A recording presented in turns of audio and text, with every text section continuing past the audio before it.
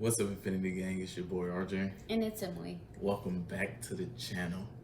Back again with another video for y'all. If y'all new to this channel, make sure y'all subscribe and hit up this like button. What we'll be talking about doing the story time about our journey of Emily being pregnant. Guys. So before we get to this video, like I said, make sure y'all drop a comment, like, subscribe if you haven't already. Emily. Okay. Let's start with you. So, how was it being pregnant? From the beginning. When you found out you was like pregnant. when I found out. Okay, so when I guess like when I took the test, and after I found out, I was like in the bathroom by myself, and I was like dreading like figuring it out. Then when I saw that it was positive, I was like, are you kidding me right now? Like, I was kind of hoping I was, but then when I actually got like the positive sign, I was like, oh, what am I gonna do? So I hurried up and I ran to the room, and I was like, here you go, take a look. Like, I didn't want to say anything, so I'm looking like, you happy? Like, what's going on? He's like, yeah, just like, wow, I'm in You shock. was in shock. That's what we was fighting before then, because Emily mood swings was like terrible. So, and it didn't make sense because we never really like argue or fight about anything, and then it was like little petty stuff that I was getting just so annoyed by, and I was like, okay, something is off. Like, I'm probably pregnant. yeah, it was. Yeah.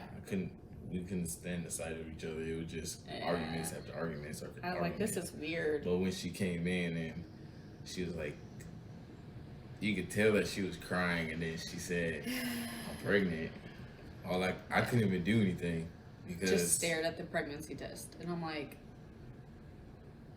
yeah, happy, sad, disappointed. What are you supposed to do? Like, I'm supposed to be like jumping up, screaming? Like, yeah, some people. No, you could have like hugged me or something and been like, babe, I can't believe it, or oh, it makes sense now. No, just No, she's already terrible with her little attitude and stuff. But it was just a shocker because now I just got hit with overwhelming.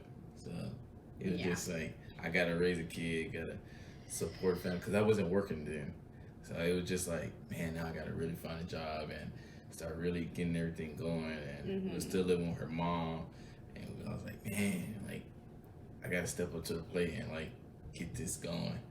Yeah. So, but time Zoom after that, we end up having our baby shower. We had two different separate baby showers. One at her mom's house. Got a whole bunch of stuff from her family because Emily's family is pretty big, but she don't have any like cousins or aunts or anything. So at least not in the it was just her immediate family. So we had that baby shower, and then my mom planned another baby shower for my family and stuff.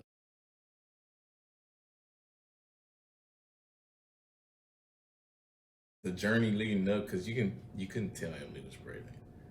Not for a good little while. It wasn't until I was like, what, 6 months along that you could like finally start telling. Just finally started coming in. Luckily, I carried it very well, but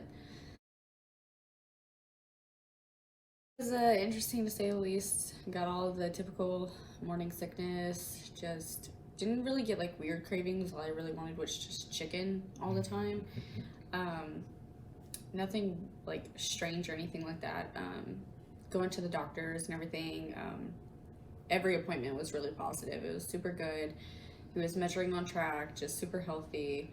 And then it was coming down to like, we had the baby shower July, right? Yeah. July, yeah, the month before little man was supposed to be coming, and then it was the month of, and before we knew it was like 10 days till, and we're just trying to like scramble and get stuff together. Like, I'm not even really processing that our baby is gonna be here within like 2 weeks. We didn't make a overnight bag until like 2 days before we had to go. Like, I don't know. I don't know if it was like first time pregnancy. I just wasn't really like rushing, or I wasn't trying to get overwhelmed by it. I knew how important it was, but I was like, hey, whatever's gonna happen is gonna happen. So we just went with the motions all the way up until like last minute. It was like the day, that morning, I swear like my water had broke, but it wasn't like enough to really like confirm it, and I didn't really know. But I was supposed to go in that evening anyways to be induced, and I had called him, and I was like, babe, like I don't know if my water broke.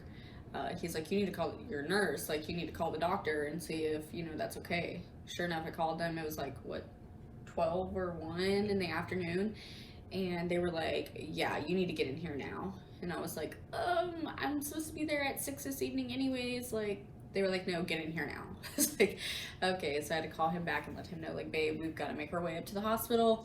And meanwhile, our hospital was all the way in like North Austin. And so it was like a 50-minute drive? Yeah. So I was like, oh dear Lord. The whole way there, I remember trying to stay calm, but actually thinking like, we about to have a baby. it's here. Like, it's really here. But when we get to the hospital, like I'm calling my mom and everything. Like, mom, like, little man's gonna be coming soon. Yeah. Emily's technically in labor, but she's really not. Yeah. But we thinking everything is like really, really good. Everything's about to go on track. Yeah. But no. We didn't realize there's still a whole process. I get checked in and they have to confirm if my water broke. They say no, and then they take another test, and you actually, your water did break. Did break, but we was in the room. It wasn't until that following morning, the next morning, early in the morning, when they started the whole process of, Pitocin and getting me to start, contracting and everything like that, checking to see if I was dilating. So it was exciting, and then it got to, oh man, like, it was overwhelming because she was going through like contractions and stuff for how long? It was a while. So they started at Wednesday evening. We went in there, and it wasn't until like Thursday morning at like 4 o'clock in the morning that they had finally started Pitocin. And so all the way from 4 o'clock that morning all the way until the evening, that's when, like, all throughout that day I had been contracting bad, waiting until I was like gonna start dilating past like 4 or 5. Yeah, and she didn't dilate till then. At all. I stopped at like 4. Yeah, I think 4. Yeah, until. But my contractions were back to back, so I had reached active labor. It just, I wasn't dilating. Like, it was just failure to progress. So that's when everything starts changing. Like, yeah, so she was just going through pain, and like she was in and out of sleep, just contracting. Then I realized, I was like, man, it's going to be like 10 o'clock that night. Yeah, I was like, I can't keep on letting her go through pain. Mm-hmm. So I was like, well, if she's not dilating anymore, like, we're gonna have to do C-section. And the doctor was like, well, that's probably the best thing. So we did start doing. They started prepping her for the C-section. It was like at 11 that night. Got her in, and then around like 11:45, he was delivered. Yeah, that's crazy. Looking back now, like, if I would have realized, like, how long it actually takes sometimes for you to just stay in labor, I probably would have just waited it out and not done the C-section, but luckily we did, just because, one, I was just, didn't know if I was ever going to dilate, so I'm not trying to wait, like, a whole nother day of just contractions. Like, no. Raleigh was getting impatient. He wanted baby here already. He was like, oh my God, I don't want to wait any longer. And it's crazy because every time the doctor came in to check to see if I was dilating, no, still nothing yet. We were both looking at each other like, are you kidding me? Like, am I ever going to get there? So we ended up just doing the C-section.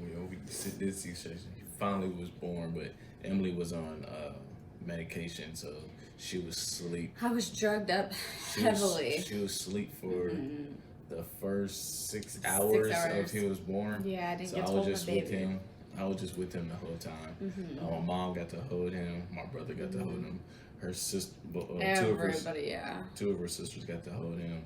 Then we finally got into the room where, like, I was the first one to feed him. Yeah, I was the first one to change his diaper. Everything. It was just so crazy because all I'm doing is shaking.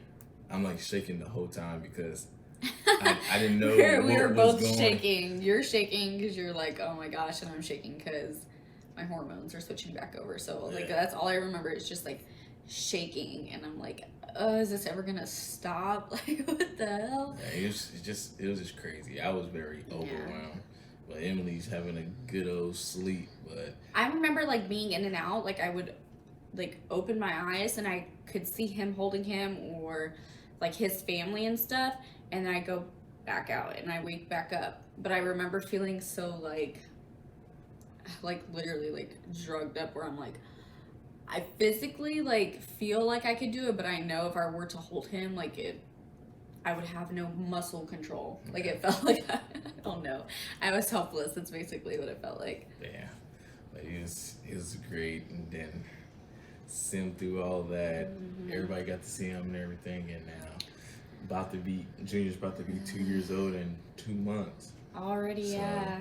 It's been a really great. It's been journey. a crazy journey. But Time really flew by. I didn't know labor was supposed to be like that. It was like Emily couldn't eat because she had to pass gas, so she couldn't eat for a while. I didn't want to be mean and eat in front of her, so I waited the whole time with her. So when she finally was able to eat, I'm telling you, ate, so there's a whole lot that they don't really tell you about. It's not. That you kind of just learn as you go, and even if somebody were to tell you like what to expect or kind of, hey, here's a heads up, it's going to be different for each person. So just when you think you could be as prepared as possible, you're still you're like, not gonna be prepared. And what? I see those memes and stuff where you walk out with the baby. That is wrong because they don't let you walk out with your baby. Like they literally put them in the rolling bassinet, and they gotta walk you out. And see you put the car seat in. They have to check all of that and everything. So all that walking out by yourself with your baby. La-di-da, no. That is wrong. That is completely wrong. But it is the best feeling after staying in the hospital for just those few days, whether you had it natural or a C-section. It's still just the best feeling to know, oh, I'm finally out of here and we can get home now, because it's completely different when you're stuck in that hospital and you're just like, okay, our baby is here, but we're not home. Like, I just want to be comfortable. So we could not wait to just get home. Yeah. But that was the little process of little man. Yeah. We'll insert some clips of him when he was little and young and all the crazy stuff that we got to see him do and whatnot. But that was our journey. Give you a little update of a little bit about us. How we became a little family. Yeah. But if y'all enjoyed this video, make sure y'all give us a thumbs up, comment down below, and subscribe if you haven't already. We'll be back with more videos. We love y'all, Infinity Gang.